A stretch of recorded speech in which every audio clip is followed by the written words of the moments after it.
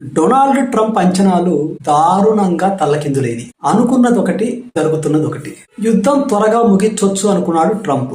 ఇరాన్ని చాలా under estimate వేశాడు. 2-3 రోజుల్లో యుద్ధం అయిపోతుంది అనుకున్నాడు. యుద్ధం అయిపోయిందని చెప్పేసి ప్రకటించాడు. కానీ గ్రౌండ్ రియాలిటీ దానికి భిన్నంగా ఉంది. ట్రంప్ చెప్పేదానికి వాస్తవంగా జరుగుతున్న దానికి సంబంధం లేదు. ఎక్కడో ఏదో తేడా కొట్టింది. ఇరాన్ విషయంలో ట్రంప్ యొక్క లెక్క ఎలా తప్పిందో ఈ వీడియోలో తెలుసుకుందాం. మొట్టమొదటి అంశం నాయకత్వ మార్పు. ఆయతుల్లా అలీ ఖమేనీ మరణం తర్వాత ఒక రాజకీయ శూన్యత ఏర్పడుతుంది. నాయకత్వం లేకపోవడంతో సైన్యం కూడా అయోమయానికి గురవుతుంది. కాబట్టి యుద్ధాన్ని చాలా త్వరగా ముగించేయొచ్చు అని చెప్పేసి ట్రంప్ భావించాడు. కానీ నాయకత్వంతో సంబంధం లేకుండా, అంటే నాయకత్వం ఉన్నా లేకపోయినా వివిధ స్థాయిల్లో ఉన్నటువంటి సైన్యం, ప్రత్యేకంగా ఇస్లామిక్ రెవల్యూషనరీ గార్డ్ కార్ప్స్ ఏ రకంగా యుద్ధాన్ని ముందుండి నడిపించాలో ఒక పర్ఫెక్ట్ స్ట్రక్చర్ని ముందుగానే వాళ్ళు రూపొందించుకున్నారు.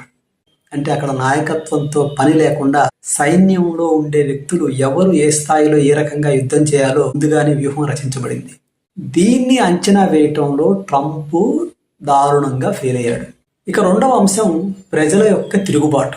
ఆయతుల్లా అలీ ఖమేనీ మరణించిన తర్వాత ఆటోమేటిక్గా ప్రజలందరూ రోడ్లపైకి వచ్చేస్తారు, ఇరాన్ ప్రభుత్వానికి వ్యతిరేకంగా ఉద్యమం చేస్తారు, లేకపోతే తిరుగుబాటు చేస్తారు అని చెప్పేసి ట్రంప్ మరియు ఇజ్రాయెల్ అంచనా వేశాయి. ఆయతుల్లా అలీ ఖమేనీ మరణం తర్వాత ప్రజలందరూ విదేశీ దాడులకి వ్యతిరేకంగా వాళ్ళు ఏకమయ్యారు. అంటే ఒక రకంగా చెప్పాలంటే గతంలో స్వేచ్ఛ కోసం రోడ్లపైకి వచ్చినటువంటి వ్యక్తులే ఈరోజు తప్పనిసరి పరిస్థితుల్లో ప్రభుత్వానికి అండగా నిలబడే పరిస్థితి వచ్చింది. ఇరాన్ ప్రజలలో ఒక జాతీయతా భావాన్ని అమెరికా దాడులు తీసుకొచ్చినాయి అని చెప్పేసి చెప్పొచ్చు. కాబట్టి ఆయతుల్లా అలీ ఖమేనీ మరణం తర్వాత ప్రజలు రోడ్లపైకి వస్తారు, ప్రజలు ప్రభుత్వానికి వ్యతిరేకంగా తిరుగుబాటు చేస్తారు అని చెప్పేసి ఏదైతే ట్రంప్ మరియు అమెరికా అంచనా వేశాయో అది పూర్తిగా తప్పని చెప్పేసి ప్రస్తుతం ఉన్నటువంటి పరిస్థితులు, పరిణామాలు తెలియజేస్తున్నాయి. ఇక మూడవ పాయింట్, ఫ్రాక్సీ గ్రూపుల శక్తిని అంచనా వేయటంలో ట్రంప్ విఫలమయ్యాడు. ఎందుకంటే తాము డైరెక్ట్గా ఇరాన్తో యుద్ధం చేస్తున్నామని చెప్పేసి ట్రంప్ అనుకున్నాడు. కాదు, ఎప్పుడైతే ఇరాన్తో యుద్ధం ప్రారంభమైందో ఒకవైపు హౌతీలు మరియు హిజ్బుల్లా లాంటి సంస్థలు కూడా మధ్యప్రాచ్యంలో అమెరికా సైనిక స్థావరాలని లక్ష్యంగా చేసుకొని దాడులు చేయటం ప్రారంభించింది. సో దీన్ని కూడా సరిగా అంచనా వేయటంలో ట్రంప్ ఫెయిల్ అయ్యాడని చెప్పేసి చెప్పొచ్చు. ఇరాన్కి హార్ముజ్ జలసంధి పైన ఉన్నటువంటి బలమైనటువంటి ఆధిపత్యాన్ని అంచనా వేయటంలో కూడా ట్రంప్ ఫెయిల్ అయ్యాడని చెప్పేసి చెప్పొచ్చు. ఎందుకంటే ఈరోజు హార్ముజ్ జలసంధి గుండానే ప్రపంచ చమురు వాణిజ్యంలో దాదాపు 20% వాణిజ్యం జరిగే పరిస్థితి.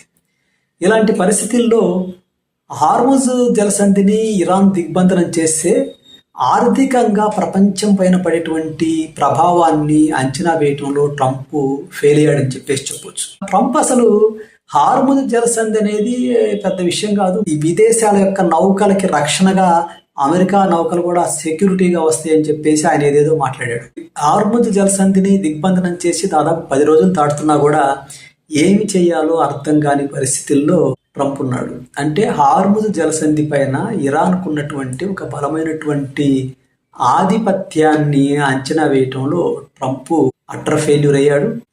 ఇక మరొక ముఖ్యమైన అంశం, యుద్ధాన్ని ఎలా ముగించాలన్నటువంటి విషయానికి సంబంధించినటువంటి వ్యూహం లేకపోవటం. అంటే సరైనటువంటి ఎగ్జిట్ స్ట్రాటజీ లేకపోవటం. హడావుడిగా యుద్ధాన్ని ప్రారంభించేశారు. కానీ ఎప్పుడైనా సరే యుద్ధాన్ని ప్రారంభించడం ఎంత ఇంపార్టెంటో యుద్ధాన్ని ముగించడం కూడా అంత ఇంపార్టెంట్. ఏదో రకంగా యుద్ధం ముగించడం కాదు, యుద్ధం ద్వారా ఏ రకమైనటువంటి ఫలితాలు వచ్చినాయి అనేది ఇంపార్టెంట్. ఎలాంటి ఫలితాలు లేకుండా యుద్ధాన్ని విరమించాల్సి వస్తే అది చాలా ఇబ్బందికరంగా మారుతుంది. ఎందుకు యుద్ధం చేశారో అర్థం కాని పరిస్థితుల్లో ఎలాంటి ఫలితాలు రాబట్టకుండా యుద్ధాన్ని ముగిస్తే అది మరింత అవమానకరంగా ఉంటుంది. కాబట్టి ఇప్పుడు అసలు యుద్ధాన్ని ఎట్లా ముగించాలో అర్థం కాని పరిస్థితిలో ట్రంప్ ఉన్నాడు. ఎందుకు యుద్ధం చేస్తున్నామో సరైనటువంటి క్లారిటీ లేకుండా ఈరోజు ఈ యుద్ధంలోకి దిగి ఈరోజు ఏం చేయాలో పాల్గొన్నటువంటి అయోమయంలో ట్రంప్ ఉన్నాడు.